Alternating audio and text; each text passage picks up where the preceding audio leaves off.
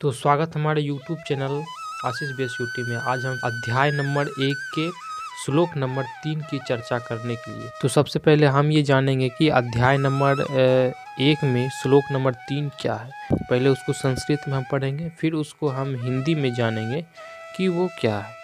पश्येता पांडुपुत्राणामाचारी माति चामुम तब इसका हिंदी में अर्थ क्या हुआ कि हे आचार्य।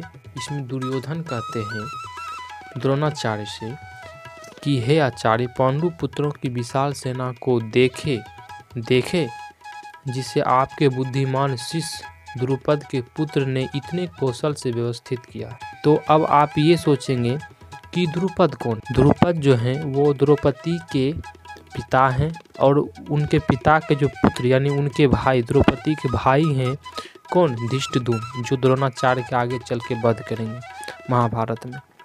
तो जो द्रौपदी के पिता हैं द्रुपद, उससे और द्रोणाचार्य से कुछ विवाद चलते थे पहले से, दोनों में आपस में बनाव नहीं थे। लेकिन फिर भी शिक्षा ग्रहण करने के लिए जब सभी भाइयों को, पांडव कौरवों को जब भेजा गया था, तो शिक्षा प्राप्त करने के लिए युद्ध स्थल के उसमें द्रुपद ने अपने पुत्र धृष्टद्युम्न को भी भेजा था द्रोणाचार्य के पास। द्रोणाचार्य ये जानते थे कि हमें मारने के लिए ही इसका जन्म हुआ है, ये उन्हें द्रोणाचार्य को मालूम था।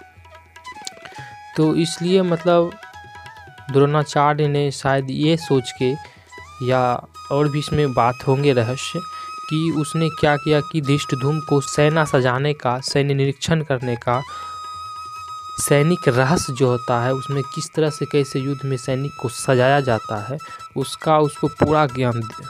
सेना को धृष्टद्युम्न ने जिस तरह से सजाया, जिस तरह से उसको अपने अपने जगह पर व्यवस्थित किया, तो उसको देख करके दुर्योधन को थोड़ा सा आश्चर्य लगा कि इस तरह से कैसे कोई सेना को सजा सकते हैं।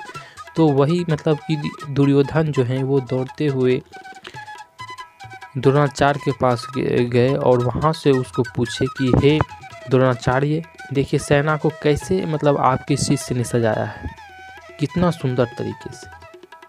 तो मतलब ये द्रोणाचार्य को एक ताना के रूप में मतलब दुर्योधन बोल रहे हैं कि उसने इतने अच्छे से मतलब सजाए हैं, और आप सेनापति होकर के आपने किस तरह से सजाया है अपने सेना को।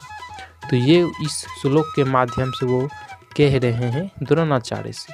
तो उम्मीद करते हैं कि आपके ये श्लोक जो हैं अभी जो हम जिसकी व्याख्या किए वो आपको अच्छे से समझ में आ गए होंगे कि हम क्या कहना चाहते हैं। तो चलिए मिलते हैं फिर किसी अगले श्लोक में, तब तक के लिए धन्यवाद। जय श्री कृष्ण।